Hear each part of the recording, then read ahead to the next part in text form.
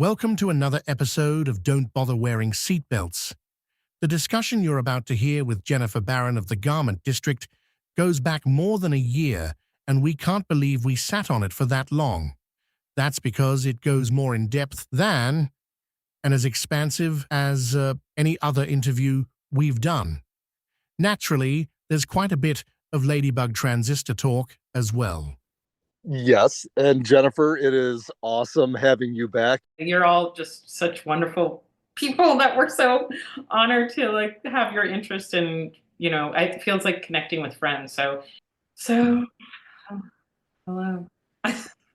Rudy, you want to get us rolling or? Yeah, so yet another returning guest. This time it's more the Ladybug Transistor have replicated. And what is it with all the Ladybug Transistor sort of offshoot groups? They're all really good. I really like them all.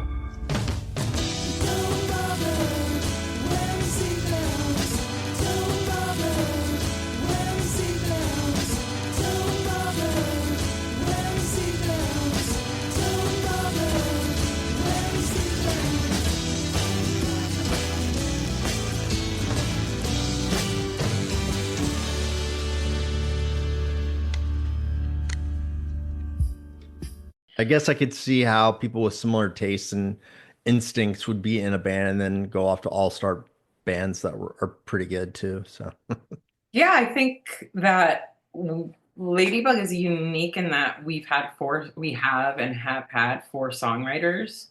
And I think that's part of one That's of right. the things. Yeah, I do think that's part of the thing that lends like the depth and the character to those albums we talked about Album Raw Sound in conjunction with the reissue, but because we were all writing songs, either bringing songs to the group or collaborating maybe as duos, it makes sense to me. And just in different stages of our lives, some of us moving to different places and playing in new bands or, playing in multiple bands throughout that time period. I know for me that it's not like it's an offshoot of it's just a continuation of who I am and my identity. I can't not be doing music. Like, I'm sure, Patrick, you understand that.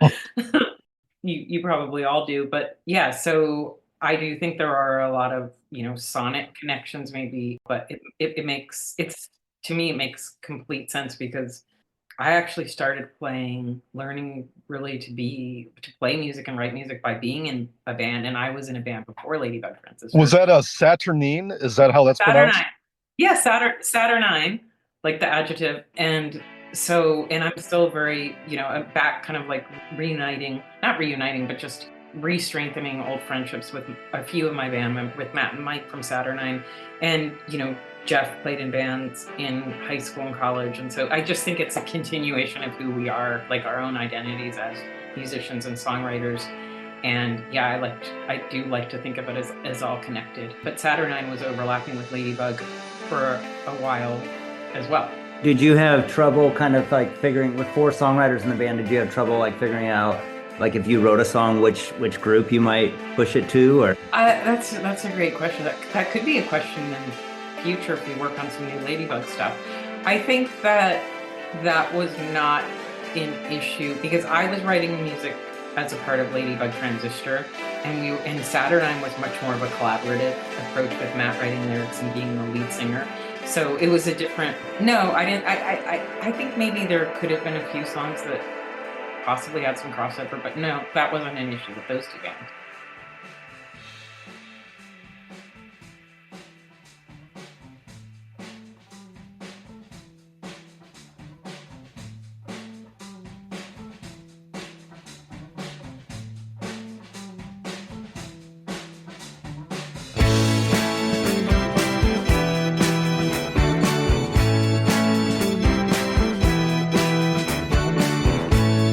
The flower district waves at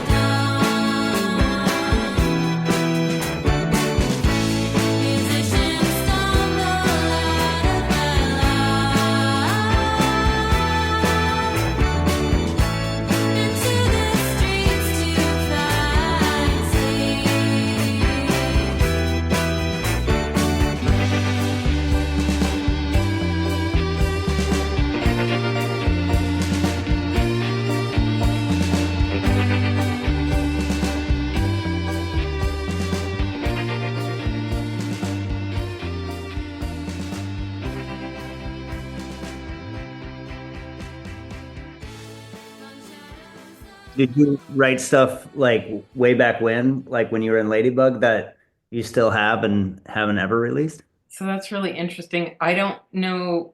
I don't know how much we talked about the bonus tracks for the Albemarle sound, but We did some. yeah, so it was just so wonderful that, we were motivating Gary. I think he finally felt motivated to spend a lot of time unearthing those tracks, and music was on all these different formats, so so we released a number of the bonus tracks, and there were a few 4-track recordings, or just the beginnings, just like very raw demos, which I love demos. I love the sounds of demos. I love how there's like the tenuousness to them, and they sound very fragile. I'm sure some of you can relate to that too, that sometimes you work on a demo and then it's like you can never achieve that again. You can never Yeah. replicate that or get back to that. And so Gary sent me a few things that I started working on. There's one, it's organ, it's an instrumental, which it's really interesting to hear. It's like an out of body experience, like going back and hearing those bounce 4-track recordings. I have some of them. Gary has some. We have a friend of ours who worked on videos for the Garment District who helped bounce some of those and helped us organize some of the digitization of those. But just to hear like what your songwriting brain, or just yourself at that age a long time ago, it's a really interesting process. It's really like intimate and personal. I remember there was just one night, during lockdown, that I was just going through like a bin of old Ladybug 4-tracks, just some of our live shows I have a ton of cassettes. We all do, like all have a lot of physical media, like all of us. And so going through that was a really incredible experience. And anyway, he sent me one that's a organ, and then another thing that one or two other snippets that the two of us worked on together. So I'm planning, to revisit those. Okay, so you are going to go back and revisit those songs. I'm just spending time with them. Yeah, I think it's an interesting kind of continuation of like the songwriting brain, and it's really interesting to hear connections. Like Gary has even said it too. Oh, this kind of sounds like the Garment District. It's like it was in development before you knew it was even really born. But that makes sense because it just comes out of yourself.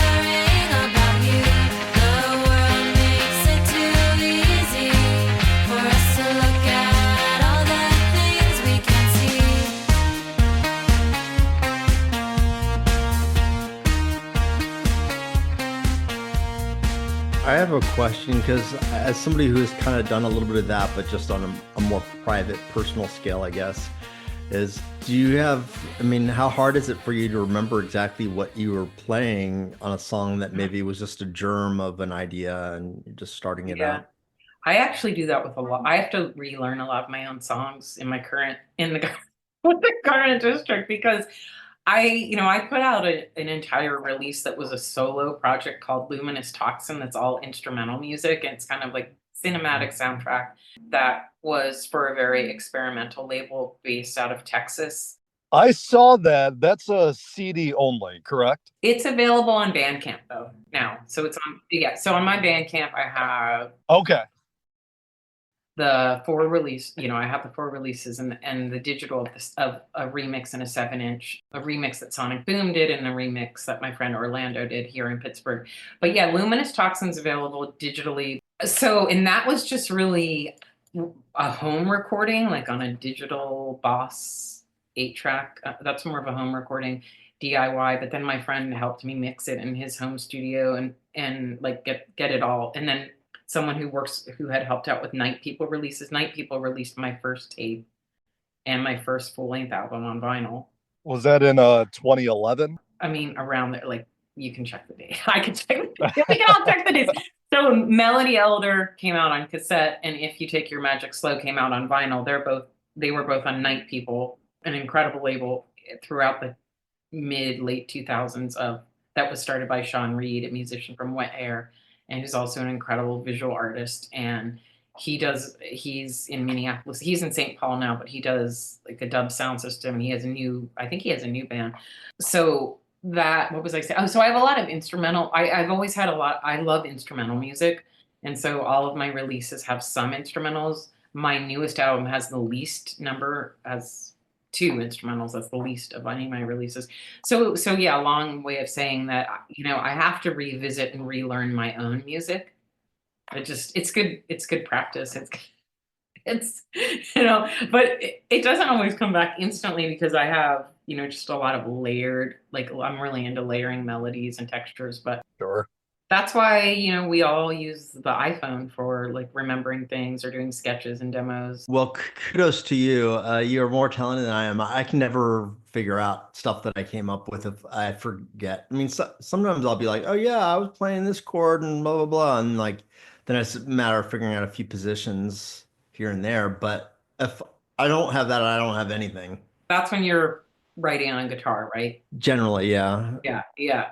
So, I mean, I think that sometimes I'll write a lot of my more recent songs with Garment District on keyboards. And I'm not saying one is easier or harder or anything, but a lot of times, as I said, I'll have like a lot of different layered melodies or counter melodies or things weaving in and out throughout the song to build the arrangement. So I kind of have to like break it into parts when I'm relearning it. It just starts to come back kind of quickly once you do it. But I think that it's harder for me to translate into like, oh, it's these chords, because they may just be chords I made up chords or a partial chord, a half chord or something, but I can relate to that. Yeah, it's really a problem for me. If I write something on keyboards first, and I never remember it just Oh because yeah, that's interesting. I'm very mediocre. Well, just make a video of yourself. I'm usually like doing one thing. I often will just I'll use my phone to do a video with one hand while I'm playing parts. So I can remember, we all have our techniques.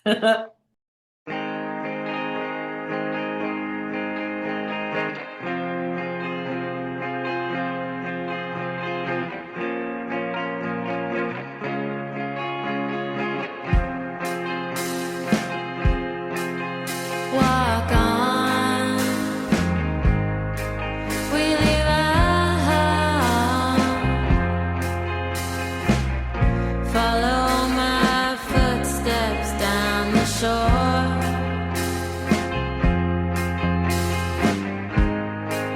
When you cry, your tears just fall. They drown in the water that runs down through your toes. I know, well I know.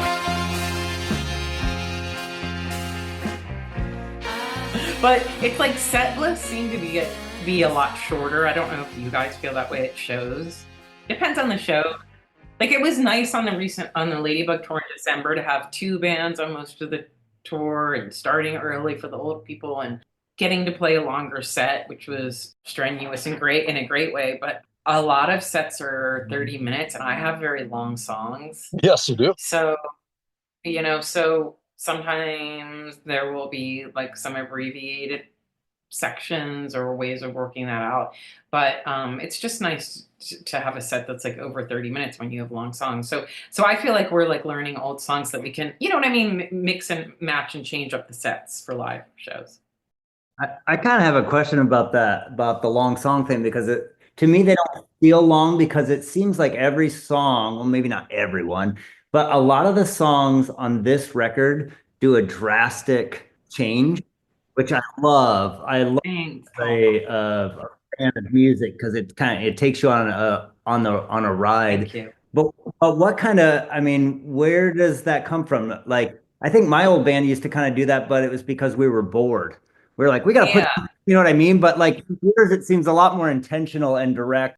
It's intentional. It's very there's a fine line between like jamming and being expansive. And there's a lot of, I don't use that. I use the word jamming like in a positive way, like But it's intentional. It comes from like thinking about how different melodies are connected and thinking about telling a story not just through the lyrics. Like to me, singing is one instrument and lyrics are like an instrument in the whole mix. So I don't mean like telling a story in the sense of like language or traditional singer-songwriter, but it's like more sonically. And also like if you think back to something like Meadow Chord Arch, which I wrote the music for, there's like a lot of changes. Rhythm, there's the middle eight, there's like the part that it's like all of a sudden it changes. And I think Sasha has a lot of that in her music, Gary, to some extent. That's what I think like is nice about the mixture of our four songwriters that came together on those albums.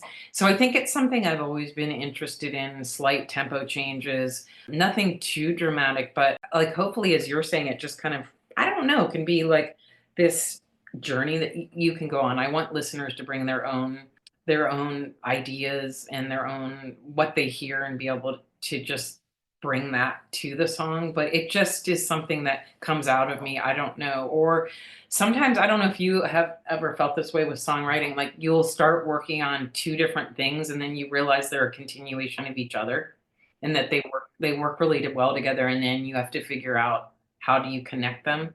And I love bands like Soft Machine and Roxy Music. Like I just love music like that and free jazz and just I like all sorts of music. But it just I don't know. I think it's interesting to surprise people too, and also to like challenge listeners a little bit. But I know that writing long songs in the age that we live in with attention spans and digital is it's just what comes naturally to me, but I know that in a way it's kind of counter. Yeah, there's movements in your music. Yeah, thank you. I like that. Yeah, I like that description. It's definitely intentional, and like you were saying, they might be like surprised. Oh, where is this going to go next? Or like it feels like it's over, but it's not. Or it feels like it just might all dissolve or fall apart, but it won't. It comes back together or something. And you know how like a lot of great pop songs have like bridges that just seem like they were, oh, I have to have a bridge here, so I'm just going to throw this in. And sometimes they're just bad. Like yes, they are. You know what I mean? It's like, oh, I don't like oh, this was unnecessary. Yeah, and so added nothing. I don't know. Or I'll have songs where like the structure is really weird, like Street Called Finland, and it's like kind of hard to teach everyone, and like when say things were recorded maybe before they were live, and we love playing it now, but it's kind of like, oh no, it's not just like verse chorus bridge end. It's just not. Some of them, but it's generally not that. And it's never like a jump scare to me. You know, it seems very natural.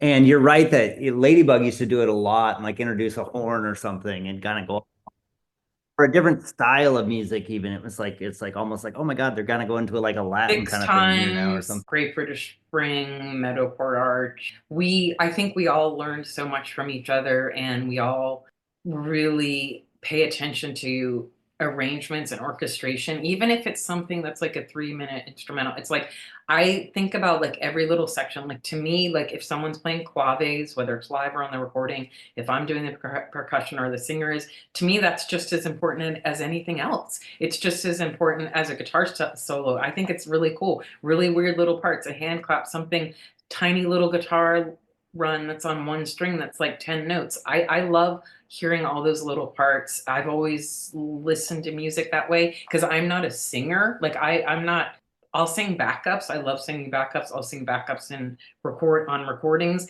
and I'll write melodies on the keyboard. But I love just all the little touches that, who knows, many people maybe don't hear them, but that's why we value listeners. No, I love them. That's why we value all of you, all for listening to all of this.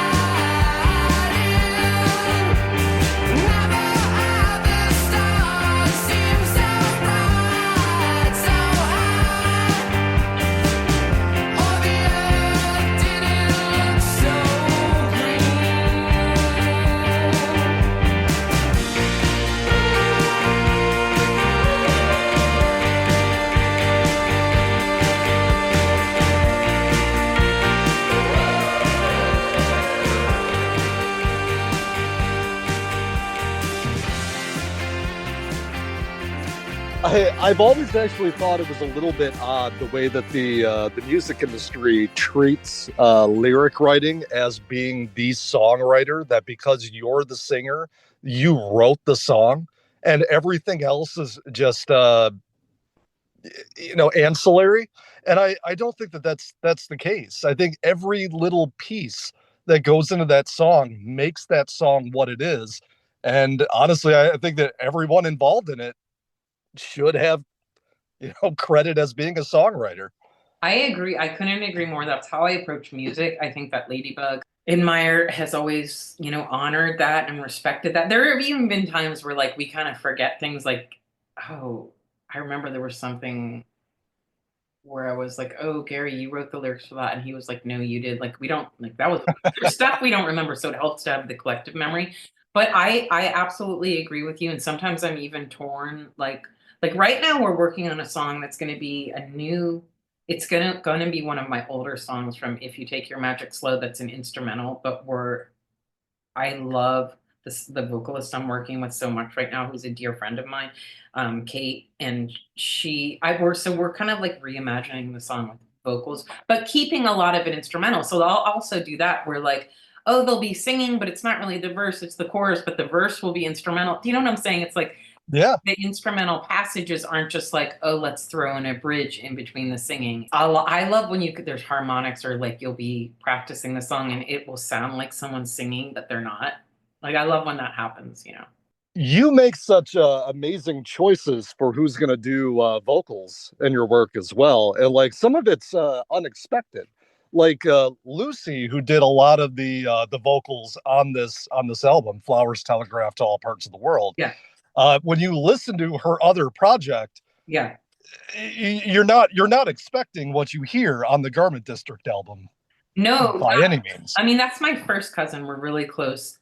I started working with her when I would go to her musical. Like I was in bands, as you know, the band. I would like Yes. so like in New York and all these years, and then she was in musicals growing up. But I just had a sense she had never been in bands. She had never done music.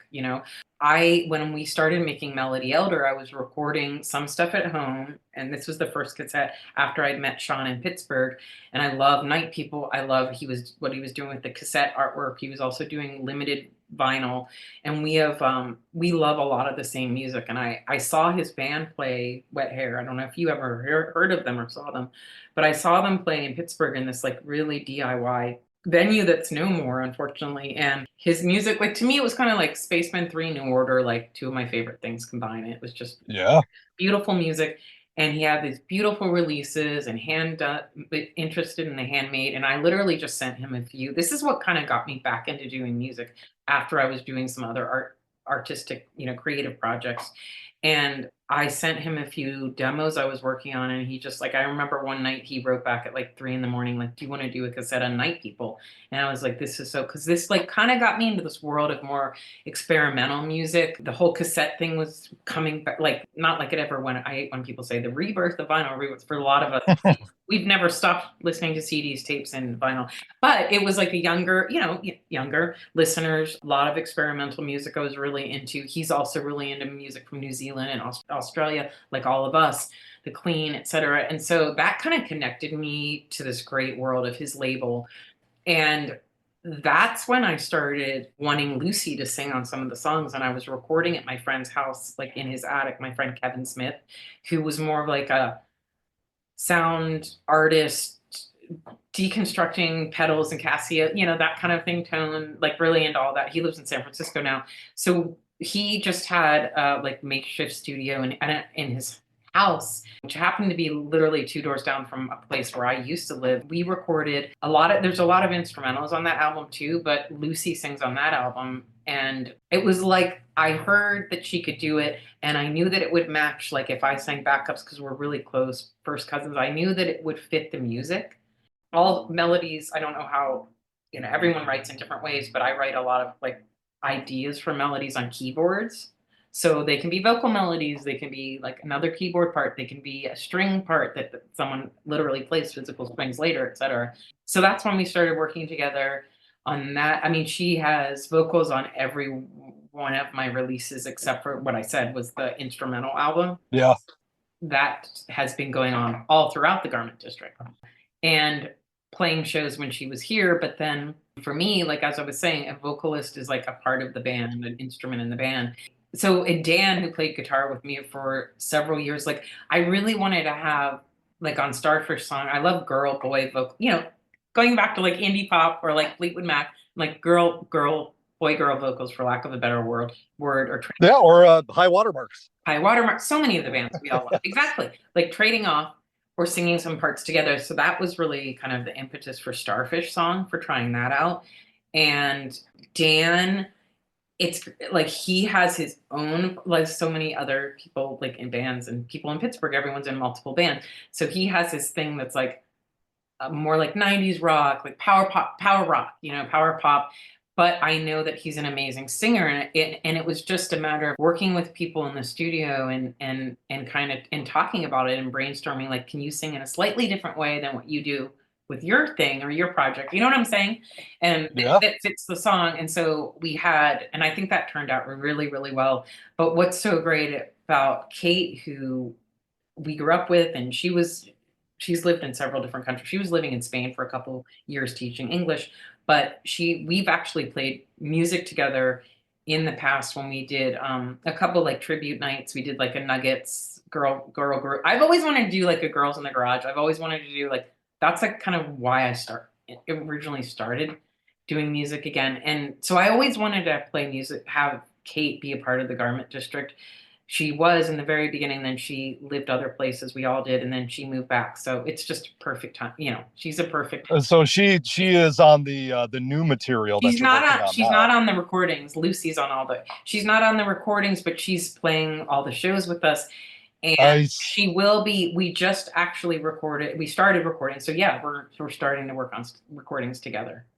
That's awesome. Yeah, and what's great about her, it's pretty wild. I can even send you some stuff, but what's really wild is how the similarities between Kate's voice, Katie Ty, Lucy, and Sasha, they have very similar voices, like kind of like this folk. It's like, you know what I mean? Like they can do like weird folk, and Katie loves like old country music and can sing. She has that kind of voice, which is so great. Yeah. Because I don't know, for me, like I want the singing to be like enmeshed or immersed. I want it to be a nice mix with the rest of music, not like way out front. Every once in a while, recordings, it's fun to do that. But I don't know if I answered your question. But yeah, Lucy will always sing with us, whenever when we can make it work. I know that you believe that what you watched on TV was just another clue that they wrote for you. Yes. Do-be-do-do-do. At least that much is true. Do-be-do-do-do. They wrote it just for you. Do-be-do-do-do-do. They showed it on the news. Do-be-do-do-do-do. For people just like you and me, who like to believe that what we receive is true.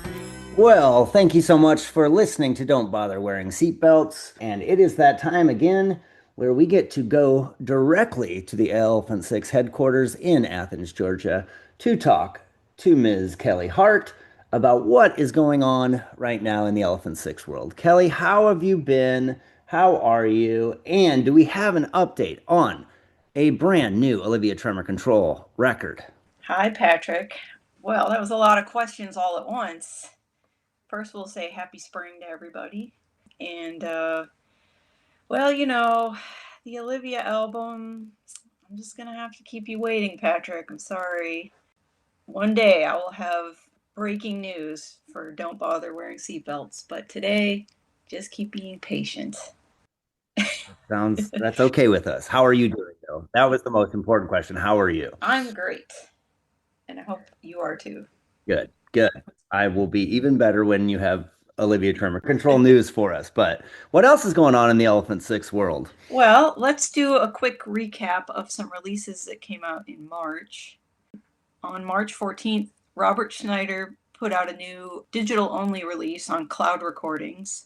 It was called Switched On Computer. So if you want to check it out, it's, a combination of Robert's love of mathematics, computer programming, and experimental music. So you can get that on the Cloud Recordings Bandcamp page. Also in March, we have some new friends, part of the collective.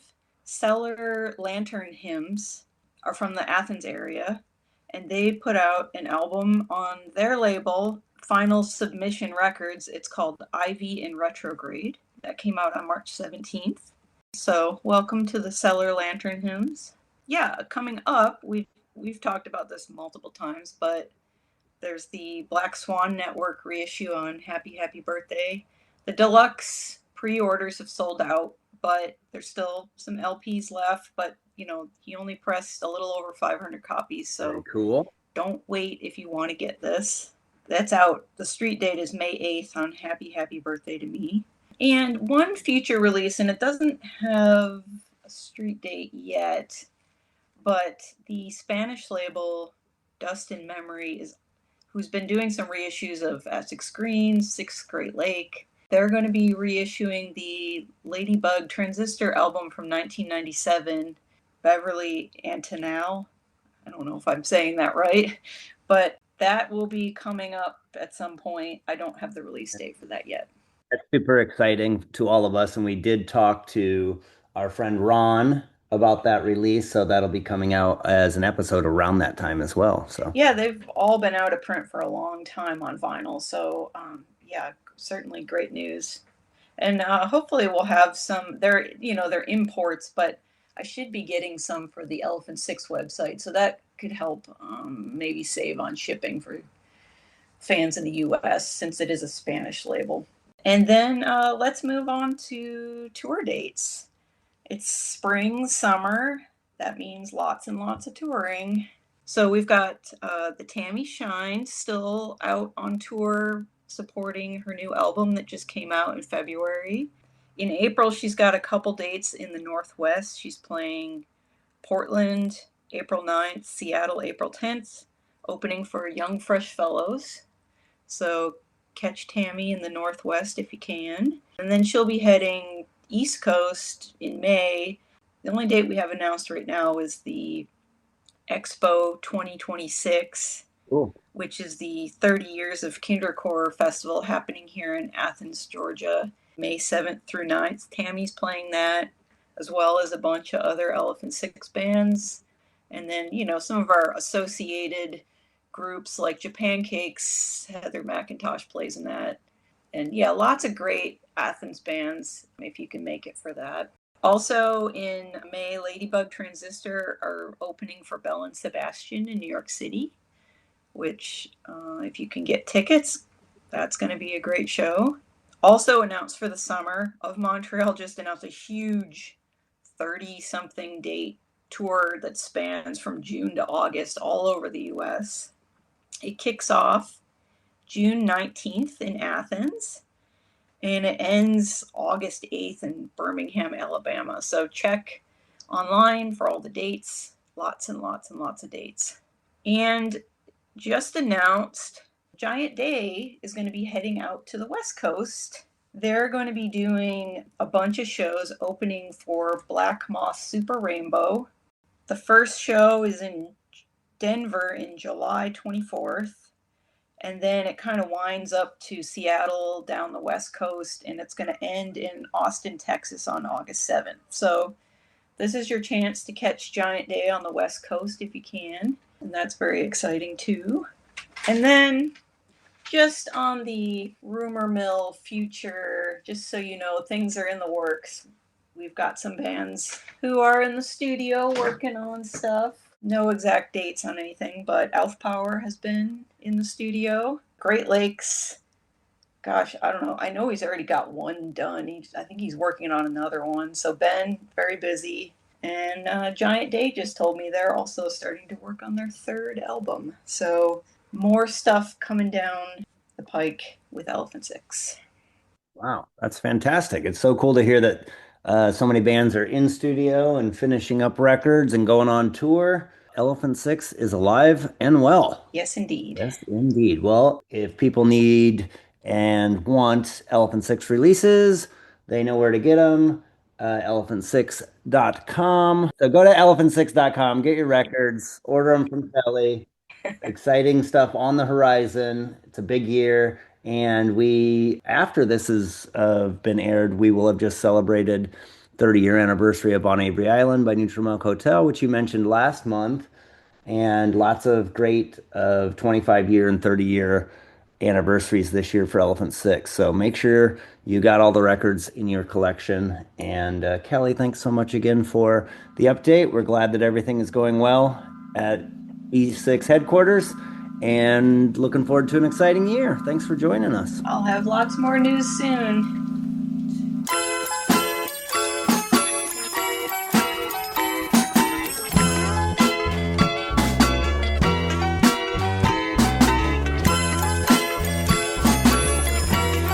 I know you believe the fucked up things that you read are gonna happen. Yeah, it's not gonna happen. I know you believe the fucked up things that you read are gonna happen. Yeah, that's what they want you to believe. I know you believe the fucked up things that you read are gonna happen. Yeah, yeah. I know you believe the fucked up things that you read are gonna happen. Cool that you say that folk thing, because like to me, the first time I heard this Garment District record, and I'm friends with Mike Turner forever, so that helped hear it right away. But like the thing I loved about it was like, yeah, the vocals kind of have like a Fairport convention thing, but it's like like you're saying, like garage stuff. It's the music is so direct. It's way more direct and like garagey, psychedelic than It is. It like definitely is. Ladybug stuff. It's like way more in your face. It's like, wow, it's like some of the stuff's like sounds like if the Sonics took more drugs and hung out with Fairport Convention or something.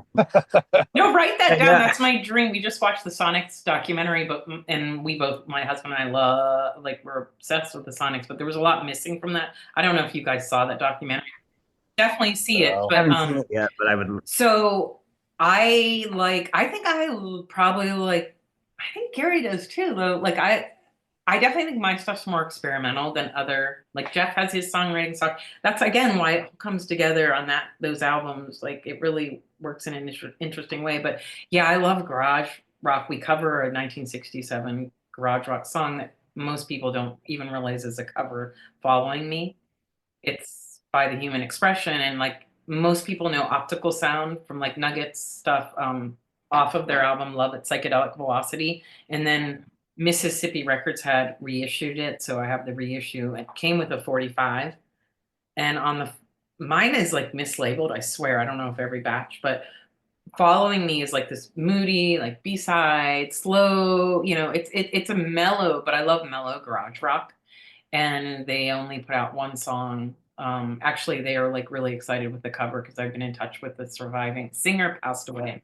Unfortunately, I love his voice, but the rest of the band is still alive, at least two of the members.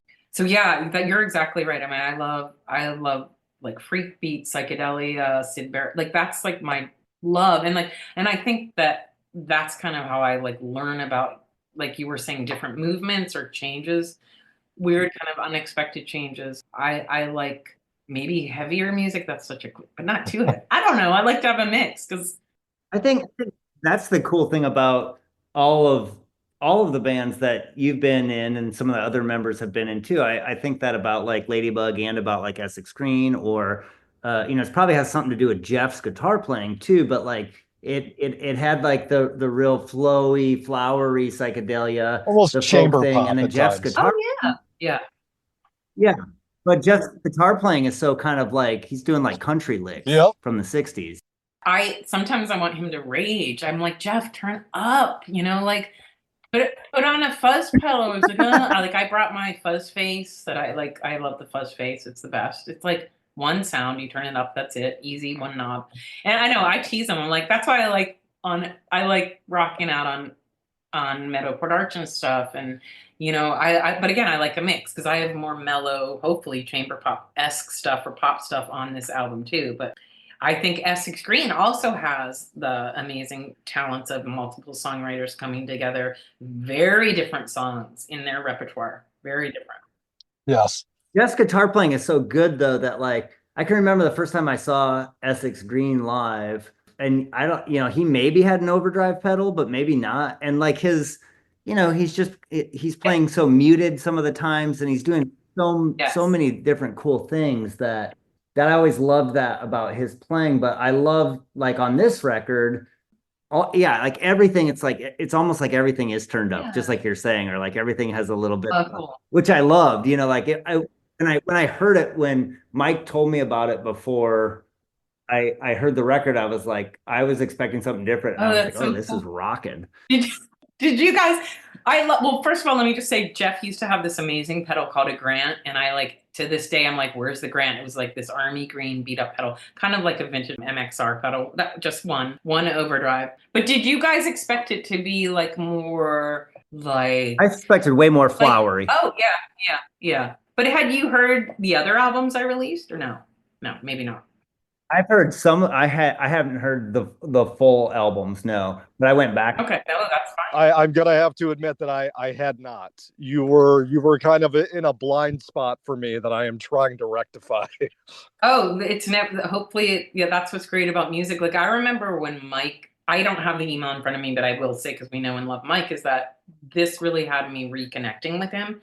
We really have reconnected. And I remember when I sent it to him, like he sent back like one or two sentences that were like he was so into it. But his description, again, like you said, Patrick, I was like, can I use that in my press material? Like when he was saying that he wanted to do the album, like why? Because I really wanted this to come out on vinyl. That was really important to me, because I had other, like, obviously I love doing tapes as well, but he just had like, boom, he had like a description of, I think, the first 3 songs and how it went from one thing to another thing to another thing. And I was like, oh my God, he gets it. Like he just gets it,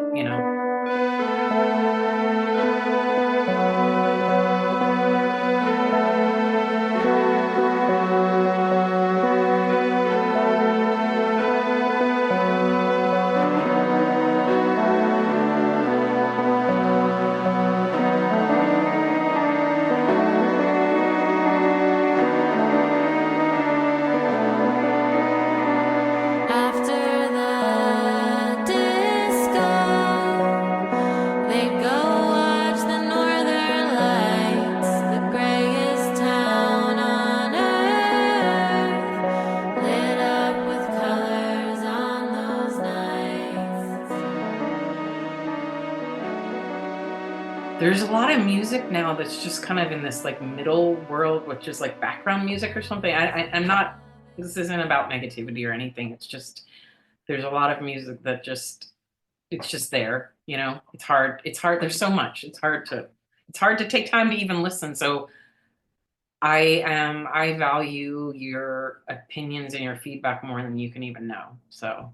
Well, it's to me, it's a very exciting record to listen to. And I agree with you that like, I'm living in a town where like, there's not really a great indie rock music venue anymore. And so like everything that's touring that's coming through here has got like this kind of adult contemporary boredom.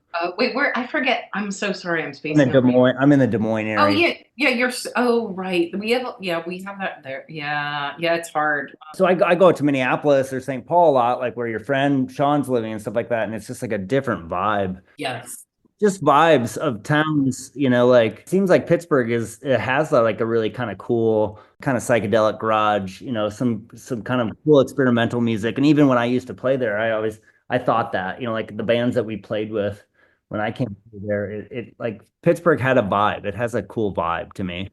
There's a lot happening now. It's starting to get to the point where like almost every night I'm like, oh my God, it's a good problem to have, but there's conflicting things I want to do. I just saw Kraftwerk here, which was, I was like, should I spend the money? But it was like this religious experience we all needed in this horrible time. And like people were crying. Like I danced the whole time. I was like, I forgot how much of a dance band they were. And like, because Gary had gone a few years ago in King's Theater, and I was texting him like, should I go? Should I spend the money? And he decided to go for this tour too. So everyone, I felt like all of our close friends were like sending videos and photos from that whole tour, and it was just so inspiring. And I love seeing people of all ages playing music. There's so much ageism in music, Yeah. so much. Don't even get me started on that. But we do, like, sometimes bands still skip over Pittsburgh, or a lot of great shows are on weeknights because, you know, bookending with New York and Chicago, and I get that. But there's starting to be a lot more of diversity in the music scene here, which is cool because we have our history with like math rock. Yep. Like, you know, I respect all that. It's just not my thing, you know, but Pittsburgh loves, you know, and some amazing bands have come out of here, and that's great. But we also have like had a really amazing music scene in like the 50s with jazz, like our whole jazz, so many jazz pioneers are from here. And then like there were teen dance clubs and like real Porky Chedwick and Mad Mike and like the DJs who were playing really cool, weird regional stuff. There was such a scene here for that. So that's why we have a lot of great record stores and record collectors who I'm married to one, like vinyl everywhere, and like, you know, and he digs deep for like really rare 45s, especially. So that actually helped. It's inspired me to be around all these records, you know, and to hear stuff, because like he seeks out stuff intentionally that's not available digitally, and I've been exposed to a lot of stuff I probably wouldn't have heard about otherwise.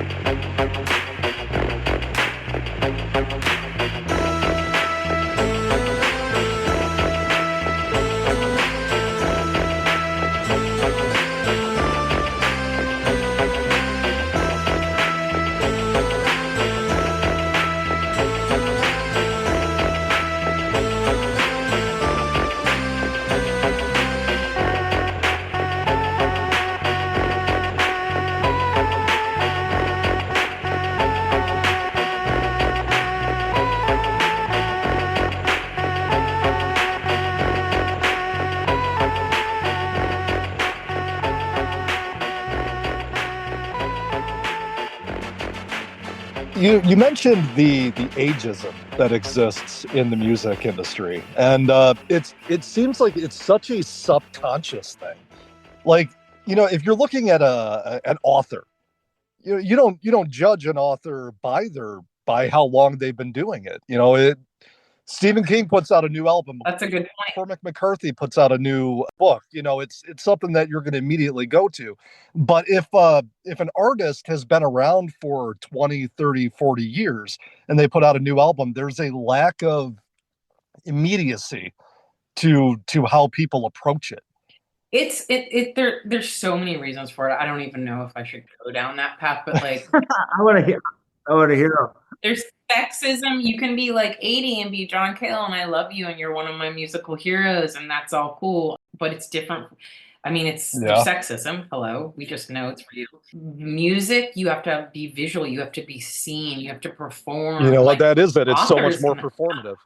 Writers aren't hiding behind their work, but we don't see them a lot of times. Filmmakers, you can just. I just think it's this desperate need for like, what's new, what's the next thing. Like, again, it's like we don't go around telling painters like, why are you still painting when you're 70? Like, can you imagine it? Like, why do we tell musicians like, you're still doing rock and roll? Like, what else are you gonna Yeah, why is that the only art form that it becomes almost like strange that you're still doing it? And I think that saying, oh, you're still doing that adds to the problem. Do you think that because let's just say the non-musician or the non-critical listener thinks about music as like a sex, drugs, and rock and roll thing, and the drugs and sex thing become less appealing to look at an artist?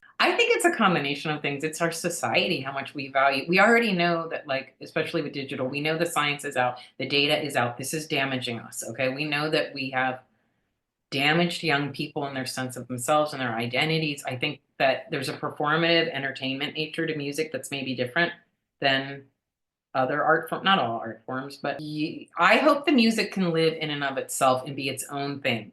I created it, wrote it. Yeah, I'm a part of it. I love talking about it. I'm not one of those people that's like, oh no, I don't want to talk about it at all.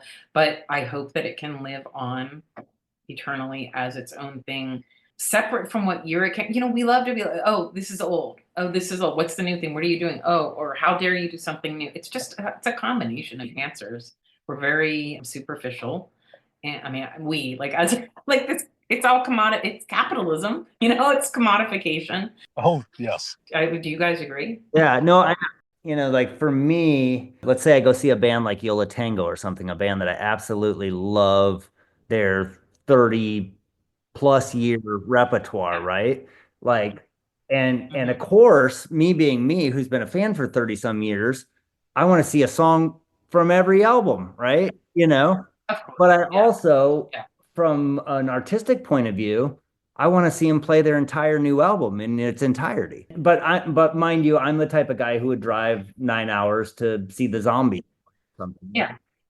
Yeah. No, we have plenty of examples that counter what I'm saying because we're in like underground music. I'm just talking more about the mainstream commodification. Oh, I agree though. And the like infantilization. I mean, we have a problem with it with lots, not just music. I mean, film, advertising, whatever. It's just something we all have to just keep going and putting out music and following our authentic, what It will shine through if you are the actual the real deal, which you are. Well, thank you. I mean, I thought, and just having your own community, like you've all been a part of the Elephant Six community, having a community to be a part of, being able to have mentors and being able to share your voice. It's also important. The constant like need to commodify it is like really trying to beat that all down. Yeah. So, but there's a major backlash to that now. So I'm hoping that every artist doesn't have to make a new TikTok video every 6 hours for the rest of their life just to make ends meet.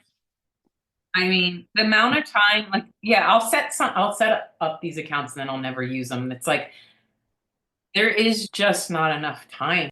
Like, what does the artist owe us of themselves? Like, do we have to be part of their life every moment of every day? I think that's absurd. It doesn't allow the artist time to grow. It's not really a part of the creative. Like, I want people to spend alone time with the music. Yep. Like deep listening time, like not distracted, maybe share it with others like you all have done. And like that can be something that's missing from a lot of the equation. That's why we're writing the music and sharing it. It's and that's a big part of my obsession with vinyl is because it's so personal. You sit down with it and you're alone with it.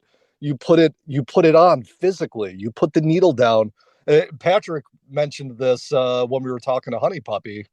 It's just so very personal and alone and sitting there and just taking it in.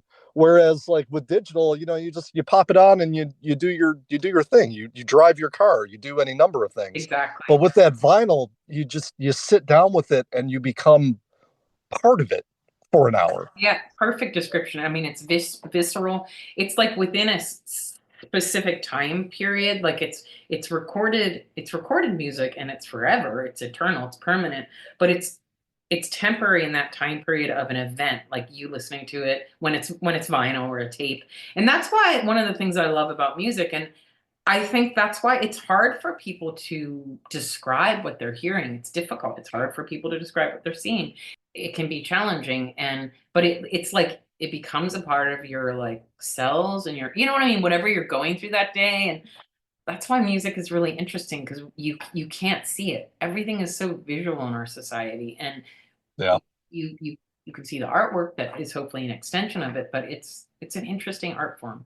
Yeah, that's the physical connection of the laying the needle down. I think there's also a ritual part of it too, where like, Yes. I mean, it's part ritual, part laziness. When I put a vinyl, like put vinyl on, like I don't want to really change the record, so I went up listening to like the same thing, the same side over several Sure. times before I actually, and so you do get to spend that time with it, but it is a ritual where you're just like, I just want to listen to music.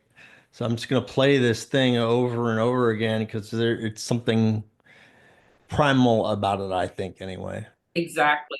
I love like I'm one of those non-religious people who likes rituals. Mhm. So I love that you brought that word up.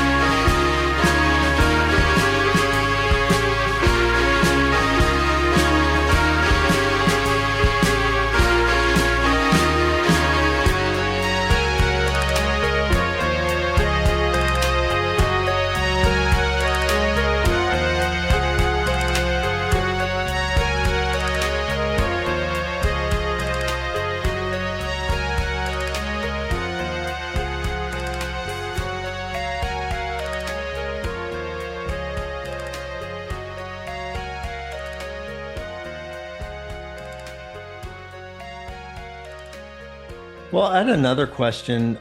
How much of like say the music with like Garmin District is it still it's Jennifer doing her thing but with a different group of people, and how much of it is you actually have a different mindset in terms of the kind of music that you come up with? Like, how does your approach differ?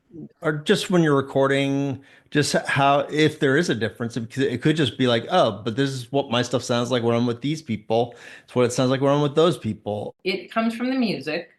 I've been playing with a lot of the same people for a long time now. I'm a little bit live. It's changed up, but Corey, who plays bass with me live, is one of my favorite bass players. And being a bass player, like that means so much to me. Like having him. I also you can look at the liner notes, but like on some of the songs I play the guitar and the bass too. There's some things I can pull off if I'm in the recording studio and I have time and I focus on guitar. So I have the people who played on the recording, let's see, I played with for a long time, but the music, strings, I love the instrumentation. So I have a friend of Dave who I recorded with, David, who lives in West Virginia now. He played cello and violin. Gary played trumpet, obviously our history, but sending tracks back and forth. But I knew I had an idea of what sections I wanted him to play in. Kyle played some sax, Kyle from Ladybug and Crystal Stilton, Kyle Forrester, his own band. So I think a lot of the songs were very close to like in my mind and in the demos final. Like when I went into the studio, if you're asking about the recording, so some of them we had played live, but some of them we had never played live. So like it's kind of an answer by song. There's one that's just me and Lucy. There's one that's what I mean. So like so when there's bass, it's Corey or me, but it's mainly all Corey. The cool thing about the drums for you guys especially is Shivika from Papa's Frida, Shivika Sana, who's like one of my, I love her. And back in the day, like of the Elephant Six extended friends and family, we played shows with Papa's Frida's, Ladybug did. And I didn't realize that Shivika and I were both living in Pittsburgh at the time. And someone who's a mutual friend randomly like wrote this cute message to introduce us, like because I was running an indie craft fair here for many, many years called Handmade Arcade and participating in it. And Shiv had applied. And I was like, oh my God, Shiv, you live here. She lives like 2 miles from my house. Oh, wow. I love, I love Papa's Fritos. I love Shivaka is like one of my favorite drummers. She doesn't drum. I'm always trying to get her to play music more. She has a full-time job, 2 kids, busy, makes her own jewelry. So she has played some shows with us, and she plays on the Starfish song in the instrument that plays itself. Whereas Sean Finn, who plays with me very regularly, has played with me for years and has knows Jeff and recorded some other mutual friends bands. He's on all the other songs except for Seldom Seen Arch, the instrumental. That's actually David Klug, the engineer who I record with, because that was like a song we hadn't been playing it live, and I kind of like built it all on keyboards, and I played guitar. I think that's just me with Dave. Like, each song is each song, it comes out of the song and what the music calls for. It always comes from like what I think the music needs. But Yeah. these are all people who very much have been a part of the Garment District. And if they aren't anymore, they either moved or their like solo project is taking them too much. You know what I mean? We're all kind of an extended family.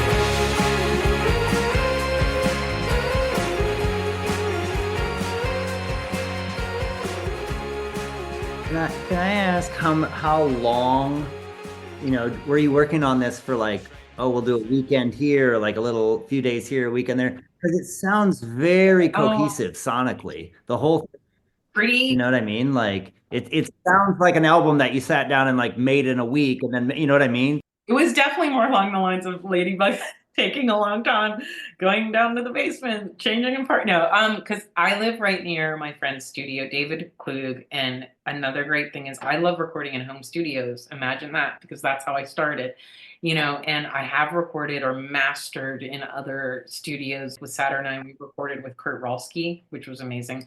I love recording in home studios. Dave lives so close, so I could do a lot of coming and going, and he's like always at his house, which is great.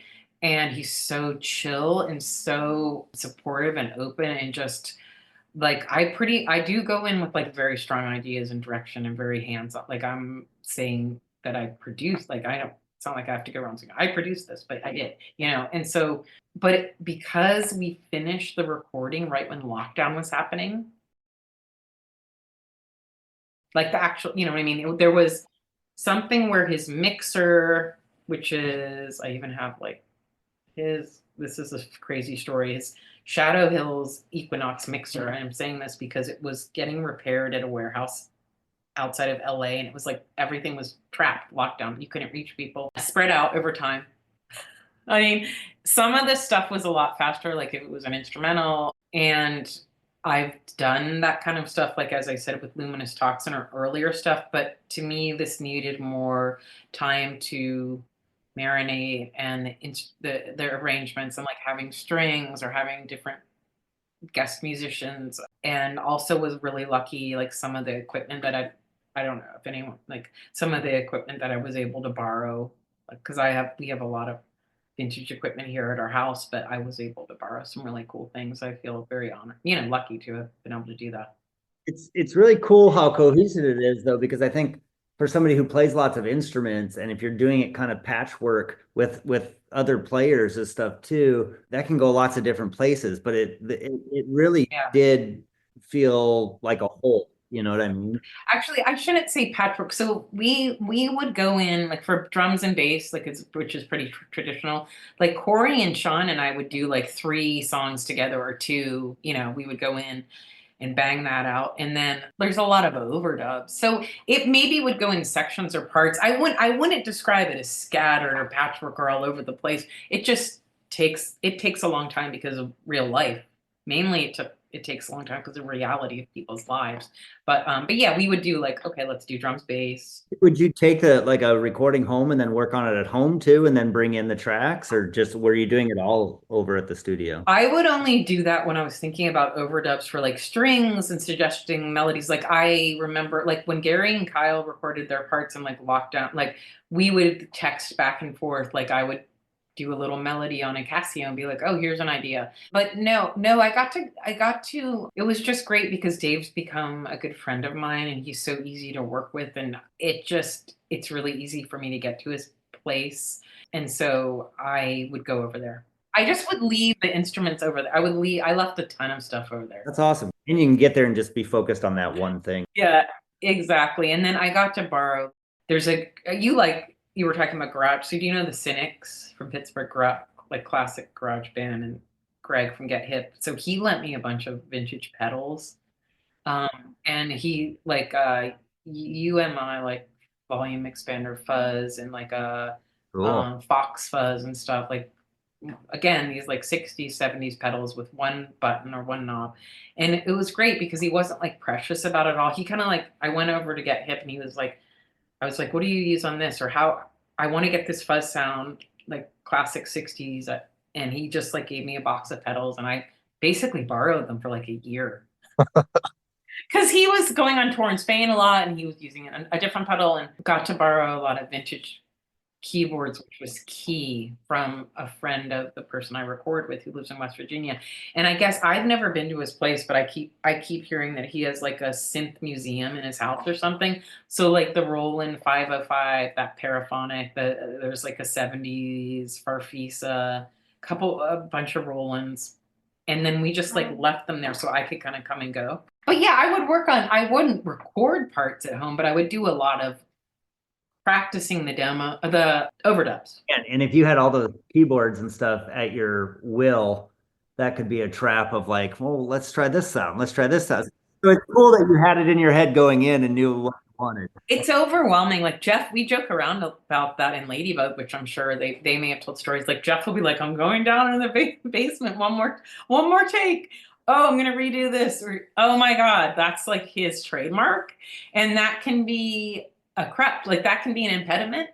So it's like, that's why I kind of like to not know too much about gear. Like I love vintage, like again, I love analog synths because of the warmth of them. I love early electronic music, German electronic music. I love all that stuff. Because it's using what were like new technologies at the time, but they were like cheap. That's why they were using them. They didn't have money. Like they were using these cheap keyboards, but they created beautiful melodies. Like that's the whole dichotomy of it that interests me. And so I think I get overwhelmed, like you're saying, like, oh my God, there's so much you can do with this. I get really overwhelmed with like, oh, you can do anything today, digital recording, you can make AI. Like, no, I want it to come from like what the song, the original thing of whatever the demo is or what you're working in it. I think it's really hard because it can cause anxiety to like think of like you can be paralyzed, like what am I gonna do? But usually one thing that is fun when you're going back and forth and you have access to a studio is for the overdubs, it really does help because you can start to hear other ideas as the song is developing, even though the song might be done. There's always ideas for the arrangements.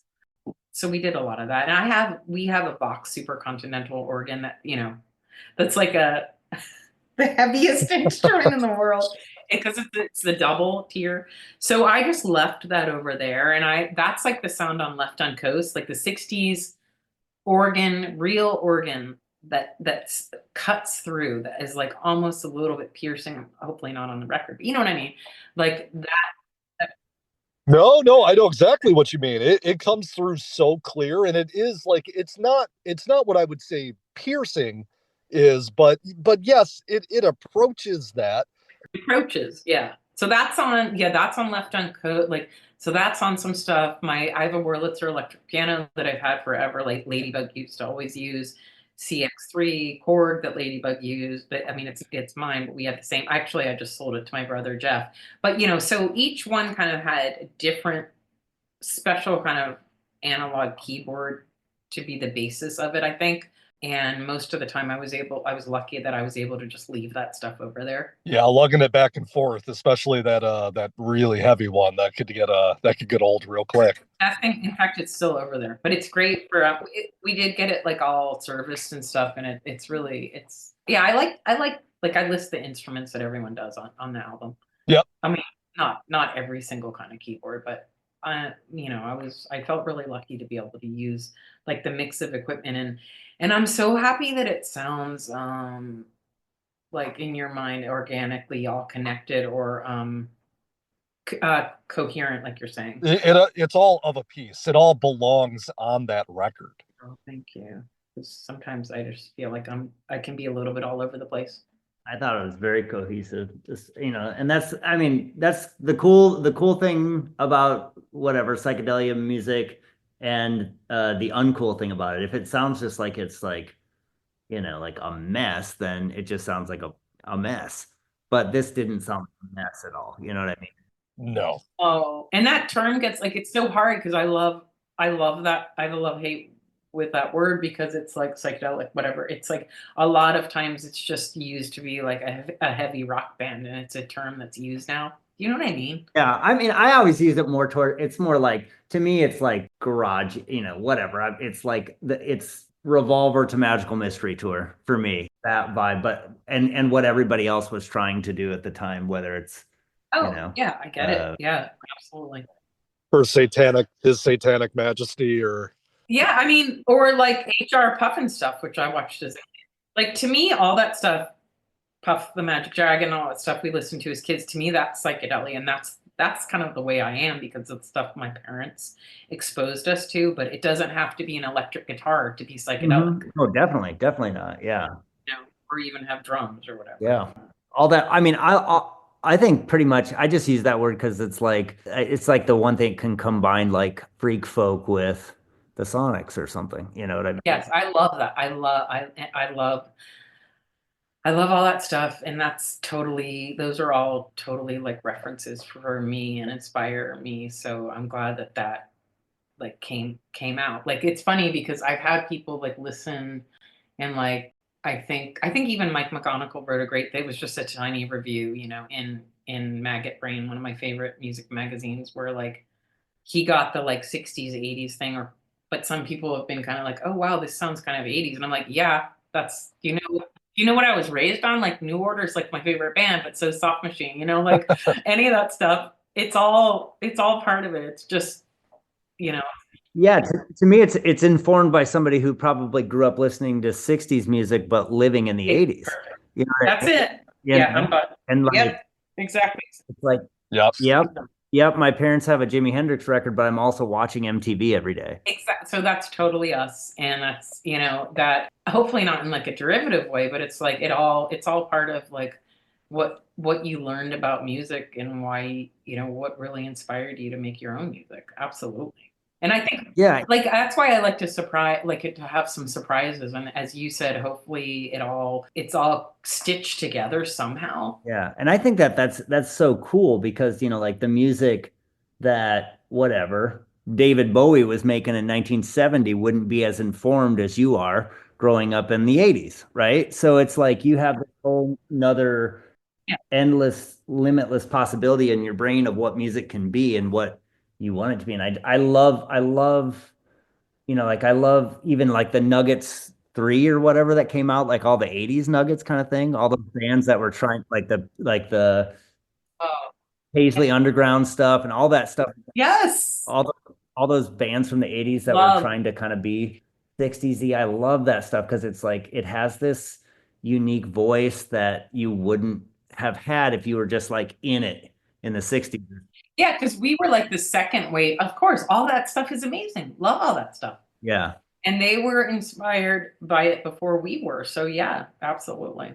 Yeah, it's so cool just the continuation of music or whatever and how things can be inspired by and then taken to a different place. So So true. That's so true. Yeah. And I mean, it means like so much to me that you can pick up on those threads, you know? yeah, well, I think it's because the music is really good and like you can tell the music's really good and that the taste is really good. You know, you can tell when somebody has like taste. There's like Agreed. some people get taste and some people get talent and some people get both. I got taste. Yeah. So I just have taste. No, that's not true. You're so inspiring. I think I'd rather just have taste than talent because then I can just enjoy everything so that I want. Talent's overrated. I mean, certain types of talent. I mean, like I love stuff like the Queen and like I love so much for lack of a better word, self-taught musicians. Like, you know, usually it turns out that they're some of the most inspiring. Neutral Milk Hotel, Olivia Tremor Control. Yeah. Rudy, what you got? I just have 3 dogs that are like surrounding me and pacing around me. So My dad's sleeping right now, but I love seeing everyone's animals. I want to thank you for your time. This has been really, this is probably one of the more, I guess, inside baseball episodes that we've done, which is good. We're just talking a lot about a sort of like very like specific sort of, I guess, more technical and just sort of like mindset stuff than, yeah. So thank you very much.